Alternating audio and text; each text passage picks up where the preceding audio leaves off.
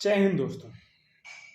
आज हम बात करेंगे एक ऐसी घटना के बारे में जो अगर आज के ज़माने से देखा जाए तो बेहद शर्मसार घटना है। वो अगर हम आपको कहें या कोई भी कहे कि आप सबसे ज़्यादा भरोसा इस पूरी दुनिया में किस इंसान पे कर सकते हैं, कहीं ना कहीं आपका एक ही जवाब होगा, अपनी माँ।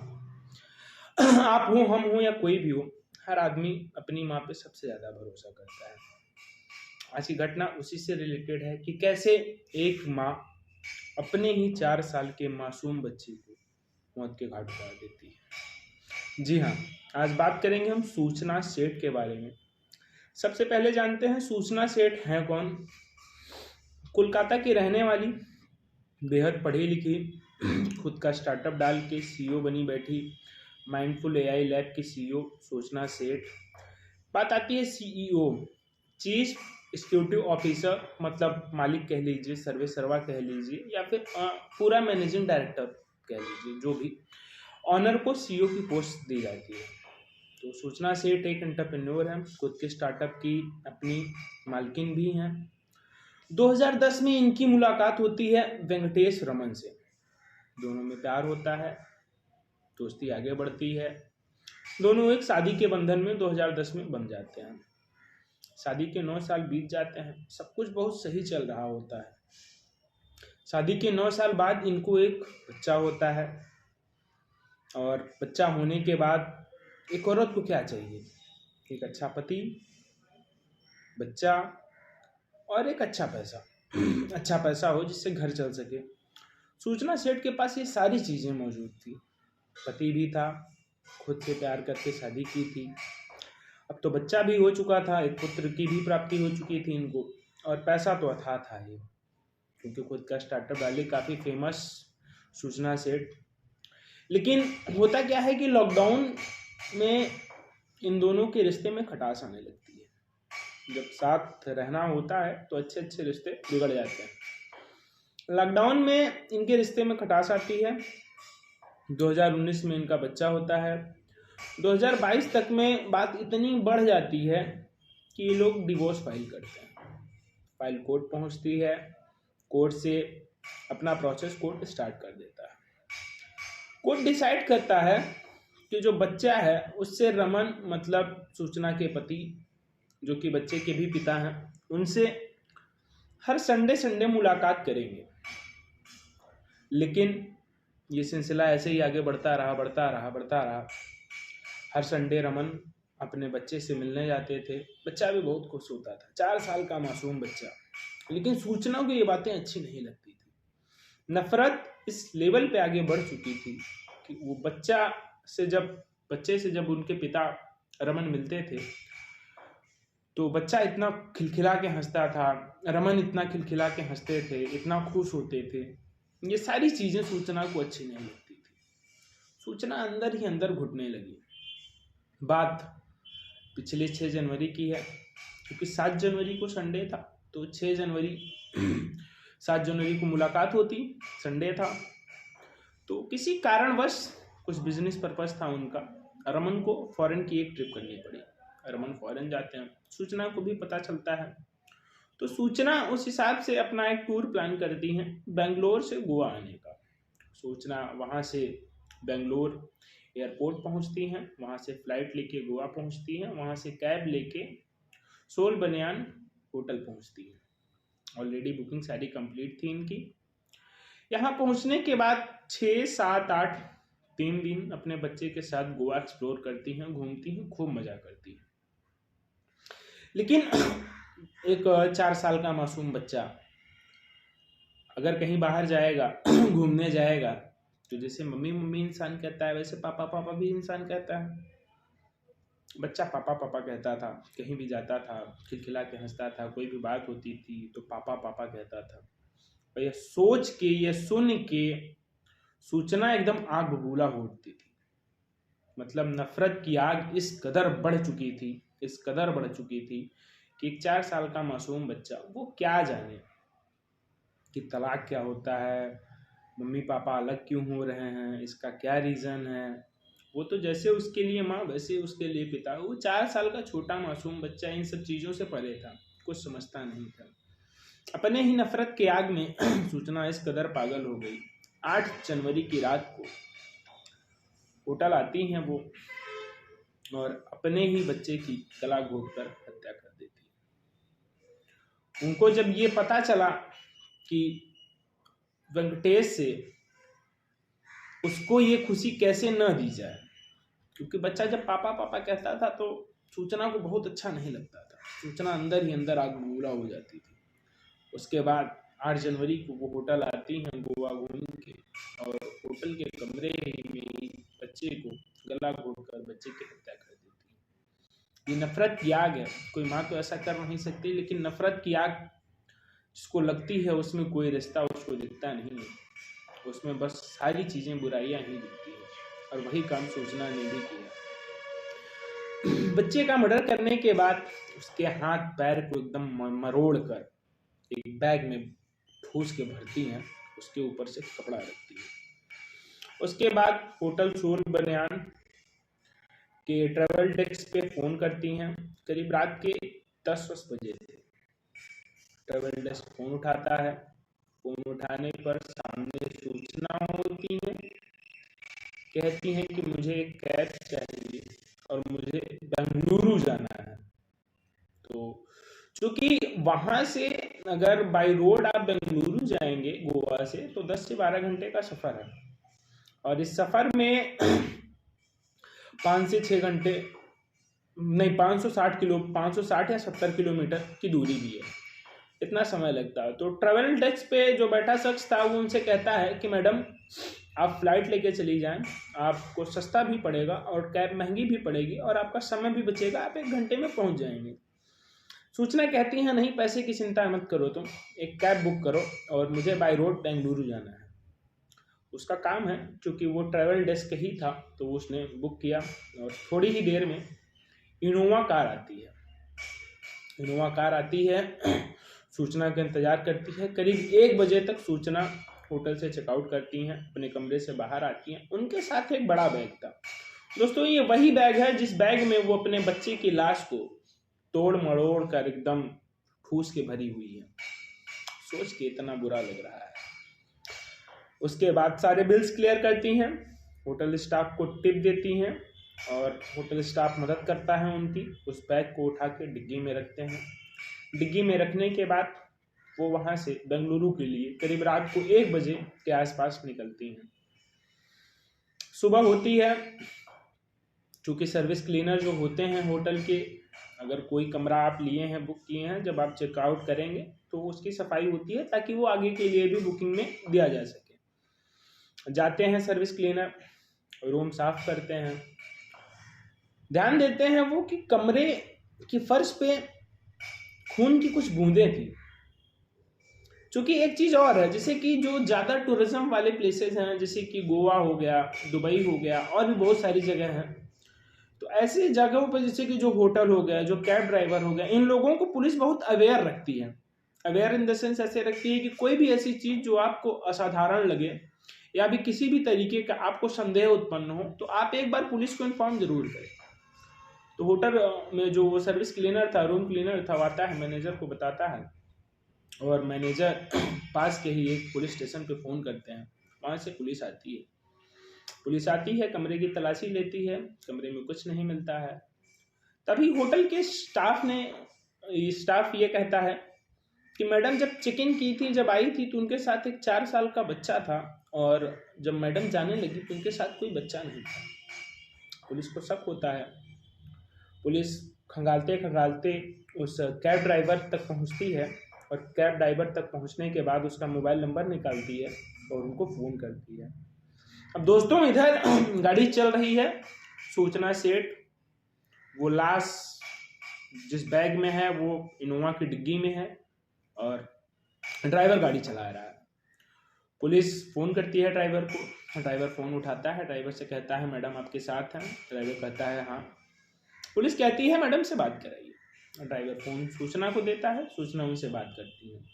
इधर से पुलिस कहती है कि मैडम आपके साथ एक बच्चा था जब आप आई थी और ऐसा कौन सा कारण था कि आपको रात में निकलना पड़ा। तो उन्होंने बोला कि बच्चा जो है वो मेरे एक रिश्तेदार के घर पे है, कुछ दिन बाद उन्हीं लोगों के साथ वह बेंगलोर आ जाएगा।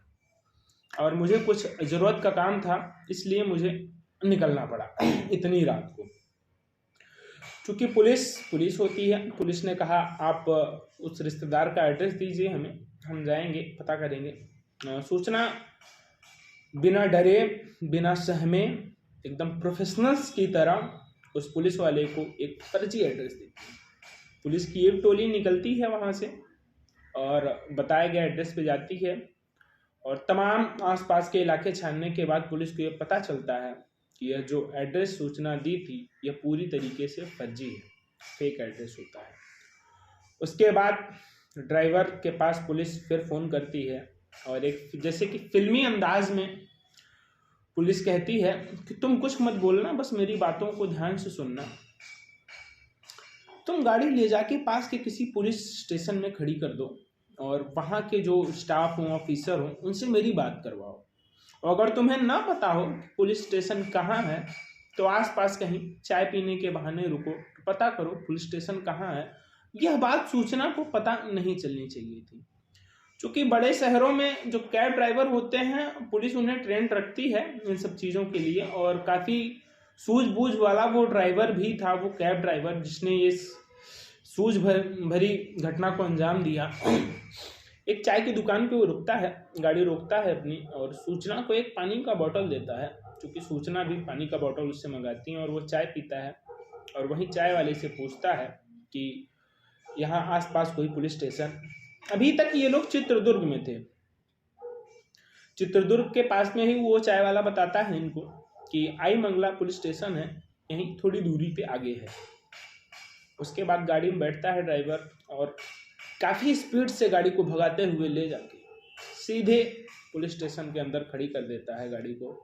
जब तक सूचना कुछ समझ पाती तब तक गाड़ी पुलिस स्टेशन के अंदर पहुंच चुकी थी, और उतरते उतरते तब तक इसने गोवा पुलिस को फ़ोन कर दिया और वहाँ के एक ऑफिसर से पुलिस की बात कराती। गोवा पुलिस सारी जानकारी पुलिस को देती है, वहाँ के आई मंगला पुलिस स्टेशन के पुलिस को जानकारी देती है। जानकारी देने के बाद उनसे रिक्वेस्ट करती है कि कृपया आप सूचना और उसके बैग की तलाशी लें। उसके बाद महिला कांस्टेबल आती है, सूचना की तलाशी लेती है। सूचना के पास से ऐसी कोई संदिग्ध चीज़ें बरामद नहीं होती हैं। दोस्तों, बारी ये बैग की थी। अब तलाशी जिसकी होनी थी वो बैग था। ये वही बैग है जिसमें एक बच्चे की लाश रखी गई है, और बच्चा कोई और नहीं, सूचना का अपना खुद का बच्चा है। बैग खोलते हैं, वहाँ पुलिस वाले मौजूद होते हैं, ड्राइवर मौजूद होता है, सूचना मौजूद होती है, इतने सारे लोग वहाँ मौजूद होते हैं। उन सबके सामने बैग खुलता है, पुलिस द्वारा खोला जाता है। ऊपर बैग था। सूचना सहम जाती हैं जब बैग खुलता है, क्योंकि उनको तो ऑलरेडी पता था, बाकी लोगों को भले ना पता हो, उसको तो पता ही था कि उसी ने बच्चे को तोड़ मरोड़ कर उस बैग में किस तरीके से ठूस के भरा है। ऊपर कपड़े थे, कुछ नहीं पता चलता है, लेकिन कपड़ा जब हटता है, ये वह दृश्य था जो हम आप न कभी देखना चाहेंगे न कभी देखे होंगे, कि एक बच्चा 4 साल का बच्चा, आप समझ सकते हैं कितना मासूम होता है। हम आप कभी छोटे बच्चे को देखते हैं तो कितने प्यारा, उनकी खिलखिलाहट, उनकी मुस्कुराहट बहुत अच्छी लगती है, लेकिन उस 4 साल के बच्चे को ऐसे एकदम तोड़ मड़ोड़ कर, उसके हाथों को मोड़ तोड़ के एकदम एक बैग में वहीं साइड में ठूस के भरा गया था। उसके बाद वहाँ आई मंगला पुलिस स्टेशन की पुलिस गोवा पुलिस को सारी जानकारी देती है। गोवा पुलिस उनसे एक रिक्वेस्ट करती है कि आप सूचना को अपनी कस्टडी में ले लें, और हमारी टीम थोड़ी देर में आपके पास पहुंच रही है। उसके बाद एक रिक्वेस्ट और करती है कि बच्चा जो है आप अपने पास के किसी पोस्टमार्टम में बच्चे की बॉडी का पोस्टमार्टम करा दें। बच्चे की बॉडी पुलिस वाले पोस्टमार्टम के लिए भेज देते हैं। उसके बाद सूचना को अपनी कस्टडी में रखते हैं। गोवा पुलिस वहाँ पहुँचती है, और वहाँ पहुँचने के बाद अपने स्टेटमेंट में कहती है, सबसे पहले सूचना अपने बारे में बताती हैं, अपने बिजनेस के बारे में बताती हैं। उसके बाद रमन के बारे में बताती हैं कि किस तरह वो लोग 2010 में शादी के बंधन में बंधे, एक लव मैरिज के थ्रू उन्होंने शादी की। उसके बाद शादी के 9 साल बीते, एक बच्चा हुआ। कोविड का टाइम था, रिश्तों में खटास आई, दोनों एक दूसरे को नापसंद करने लगे।